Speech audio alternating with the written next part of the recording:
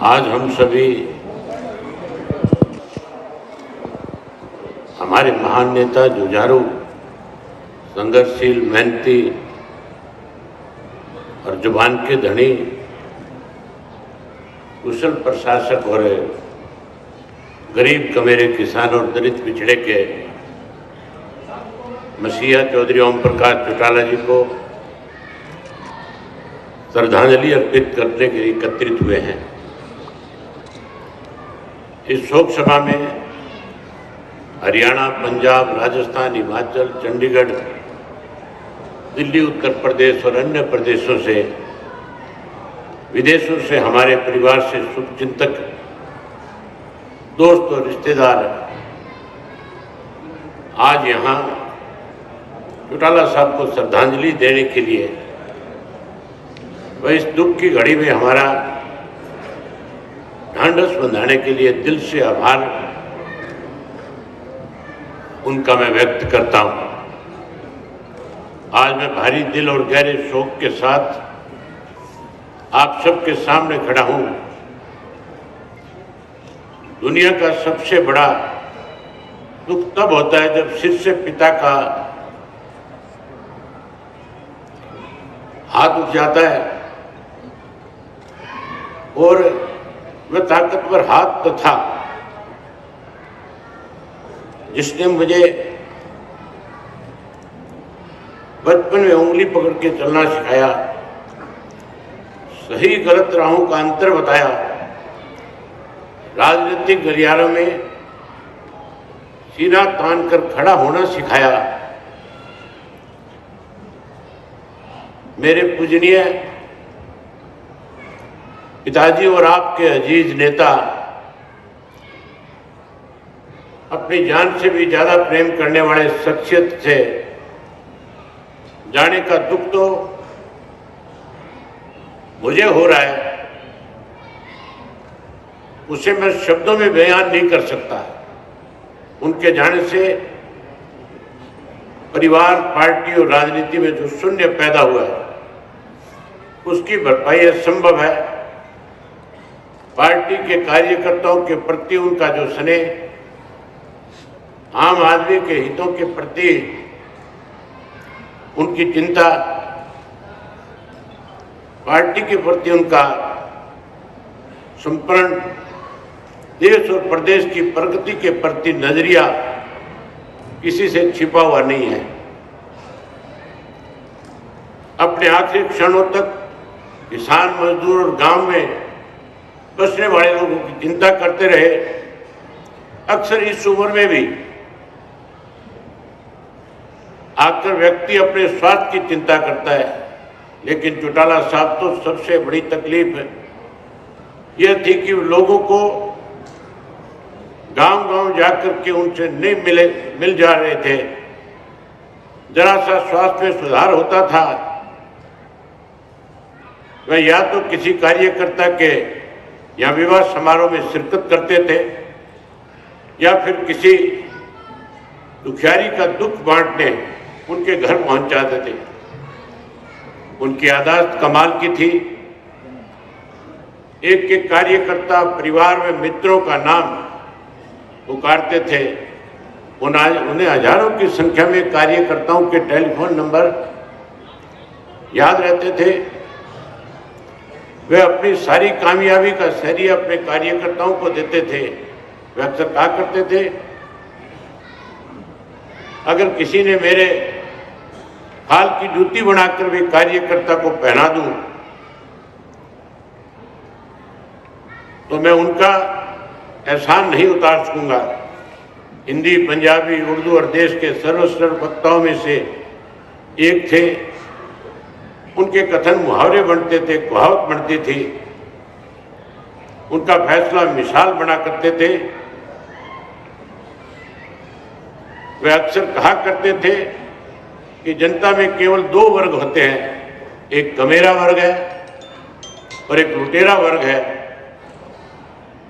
उन्हें कमेरे वर्ग की सेवा में कोई लापरवाही करे बर्दाश्त नहीं था। उनका मानना था सत्ता सुख भोगने का साधन नहीं अपितु सेवा का साधन है। हालांकि औपचारिक शिक्षा उनके पास बहुत कम, लेकिन फिर भी खाली समय जब मिलता था कुछ ना कुछ पढ़ते रहते थे। वह एक कार्यकुशल व्यक्ति थे। उनकी कार्यशैली में हरियाणा के विकास की एक गाथा लिखी जो आज तक कोई नहीं लिख सका। वे तो ऐसे मुख्यमंत्री थे जिन्होंने कभी घाटे का बजट प्रस्तुत नहीं किया। उनके समय में हरियाणा की अर्थव्यवस्था अपने शिखर पे थी। ब्यूरोक्रेसी पूरी तरह कर्मठ और अनुशासित थी। उनका जीवन और कार्य प्रणाली दोनों ही अपने आप में एक मिसाल थी। उनका नेतृत्व एक आदर्श नेतृत्व था। हरियाणा के कोने कोने में उन्होंने जो विकास किया, अक्षमता आंदोलन किए, संघर्ष के बिगुल बजाए, उन सब का परिणाम आपकी आंखों से हरियाणा की तीव्र गति और उन्नति की राह पे आज अग्रसर हुआ है। तत्कालीन प्रधानमंत्री डॉक्टर मनमोहन सिंह जी भी उनकी कार्यशैली से काफी बार प्रशंसा की। जीवन और मरण जो है प्रकृति का चक्कर है। हर जीव को इस चक्कर से गुजरना है। चौटाला साहब वापिस तो नहीं आ सकते, लेकिन उनको राजनीतिक सिद्धांत में उनकी सियासत, संघर्ष, किसान कमेरे के जीवन तत्व का ऊंचा उठाने में उनका जो योगदान, सामाजिक रूप से उपेक्षित तत्व की मजबूती देने की उन्होंने जो सोच और पार्टी कार्यकर्ताओं के प्रति प्रगाढ़ प्रेम उनको अमर बनाता है। बेशक देह के रूप में चौधरी ओम प्रकाश चौटाला जी हमारे बीच में विराजमान नहीं है, लेकिन एक राजनीतिक विचार और संघर्ष के स्रोतर के रूप में हमेशा ध्यान में रहेंगे। उनका पूरा जीवन संघर्ष और जज्बे का विवरण है। हमारी चौटाला साहब को सच्ची श्रद्धांजलि यही होगी कि हम उनको दिखाए गए संघर्ष के रास्ते पे चलते रहें, किसान मजदूर की लड़ाई लड़ते रहें और सुनिश्चित करें कि समाज जो उपेक्षित वर्ग है, चाहे वो किसान हो, मजदूर हो, छोटा दुकानदार हो, हमारे दलित और अन्य पिछड़े वर्ग के लोग हों, उनको शासन व्यवस्था में और सरकारी योजनाओं में उनका हक मिले। जब चौधरी देवीलाल जी का स्वर्गवास हुआ था तब चौटाला साहब ने कार्यकर्ताओं से आह्वान किया था कि मेरा कान पकड़कर समझाने वाला मेरा पिता नहीं रहे, लेकिन आप सब मेरी गलती करने पे चौधरी देवीलाल बन करके मेरे कान खींचने का काम करना। आज 21 साल बाद मेरे कान खींचने वाला चौटाला साहब भी परमात्मा को प्यारे हो गए।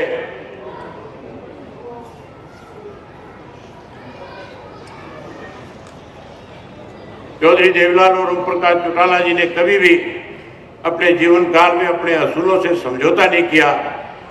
अपनी जिंदगी के आखिरी दशक में भी हजारों कार्यकर्ताओं के परिवारों को नौकरी देने का काम किया। वह 10 साल कार्यकर्ताओं के मान सम्मान के लिए जेल काटी। वह जब भी जेल से छुट्टी पे आया करते थे, आराम की जगह गांव देहात के कार्यकर्ताओं से मिला करते थे। वह कहा करते थे, मैं बिल्कुल ठीक हूँ। कभी भी उन्होंने कार्यकर्ताओं को कुछ महसूस नहीं होने दिया और कार्यकर्ताओं की हमेशा ही हौसला अफजाई की। उन्होंने मुझे ये भी कहा कि मेरी पूंजी, मेरी ताकत मेरे कार्यकर्ता ही हैं और तू मुझे वायदा कर कि मेरी पूरी कमाई तू संभाल करके रखेगा। मैंने एक बेटे का फर्ज निभाया, एक भाई का फर्ज निभाया और एक पिता का फर्ज निभाया।